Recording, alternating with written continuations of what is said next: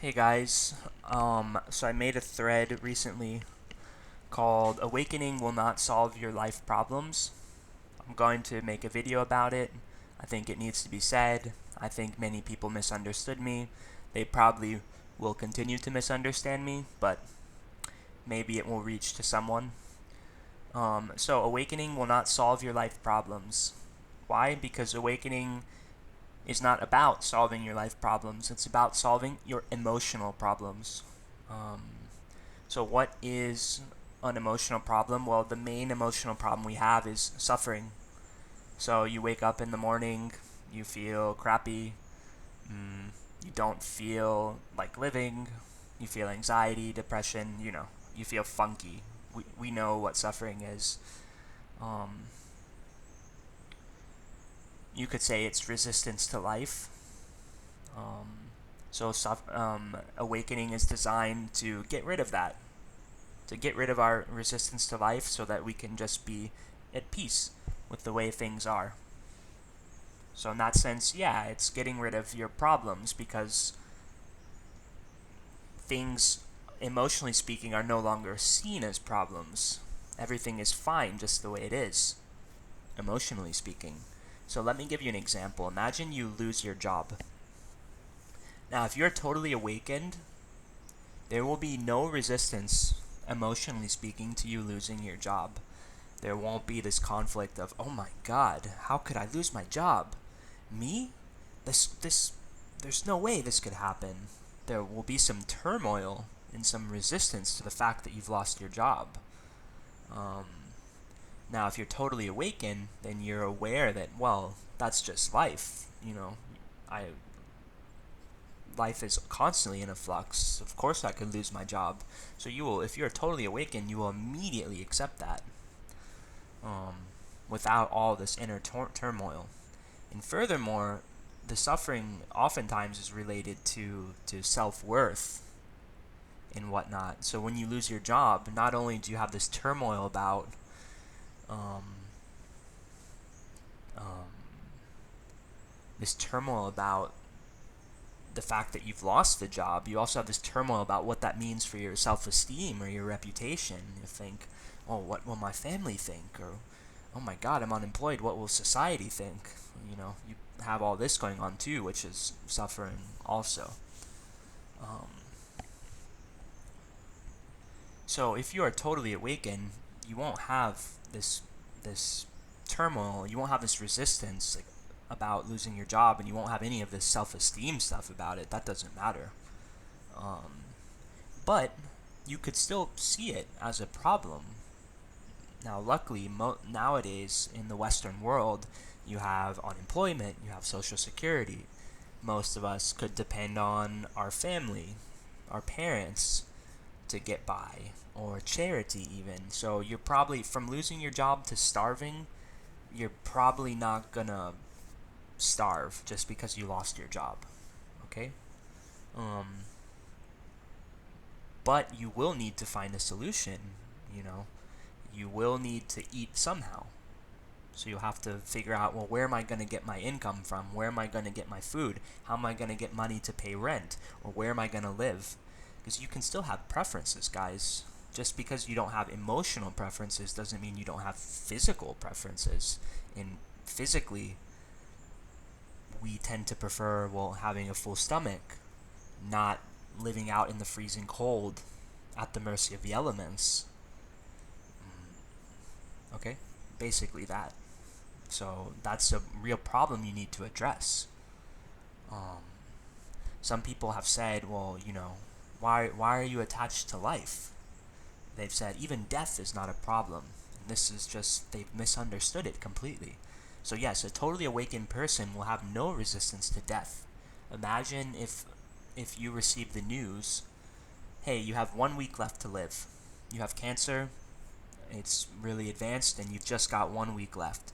Now, if you're not awakened, that will just be so shocking. There will be a huge amount of turmoil and a grieving process. The grieving process is coming to terms with reality. There will be tears, anger, resistance, bargaining whatever they say about the grieving process. There'll be just huge resistance to that. But if you're fully awakened, you get the news that you've only got 1 week left. Well, there will probably, I imagine there will be the initial shock, like, oh, just 1 week? So soon? But there won't be any of this, no way. How could this happen to me? The fully awakened person has accepted the fact, totally and deeply, that death could happen at any moment, and that it will happen. So there's none of that emotional resistance to that. Now it's important, guys, to say that there's degrees. So someone who's not awakened at all gets the news that you've only got 1 week left to live, and it will just be total freak out, total, oh my god, this is the worst thing ever. I don't think it would be easy for basically anybody, but there'll be someone who experiences much emotional turmoil because of that.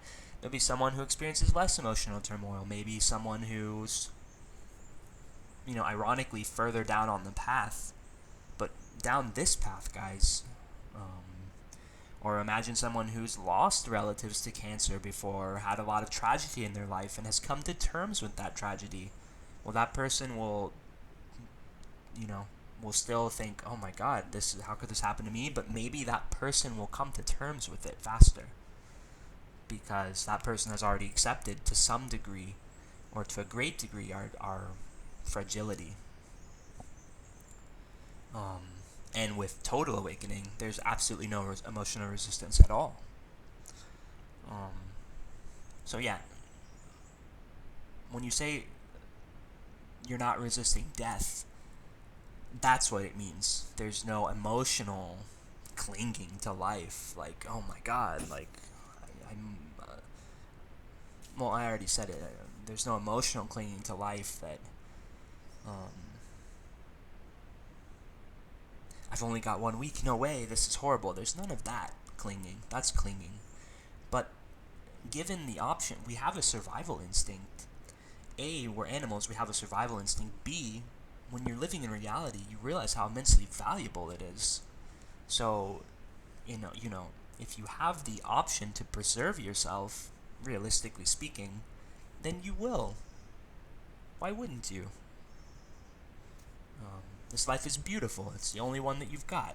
So you will make the choice to preserve yourself. I'm not saying that you will fight against the inevitable. You're not going to go and search for the fountain of youth.